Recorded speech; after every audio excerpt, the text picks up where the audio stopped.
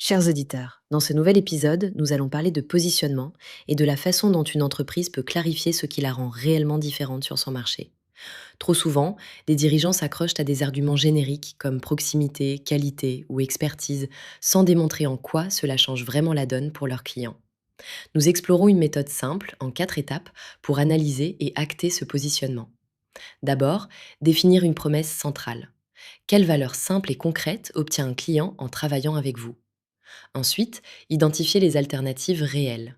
L'internalisation, ne rien faire ou choisir une autre façon de faire et ce que cela signifie pour votre marché. Troisièmement, mesurer la perception actuelle. Interroger des clients récents pour comprendre ce qu'ils obtiennent réellement versus ce que vous espériez. Quatrièmement, cartographier vos forces et vos limites, ce que vous faites bien et ce que vous ne faites pas, afin d'éviter les missions qui vous épuisent et d'attirer les bons clients. Nous voyons souvent des erreurs fréquentes.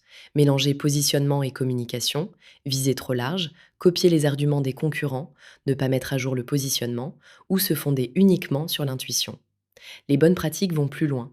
Clarifier un segment prioritaire, travailler une différenciation perçue avec des preuves concrètes comme les délais, la fiabilité, la simplicité d'accompagnement et la transparence des prix, puis ajuster régulièrement le positionnement en fonction des évolutions du marché et des retours clients. Chez Scale to Sell, nous aidons les dirigeants à revisiter leur positionnement lors de phases clés, comme la croissance ou la cession, car c'est l'un des leviers les plus efficaces pour clarifier la valeur de l'entreprise et la rendre plus désirable sur le marché.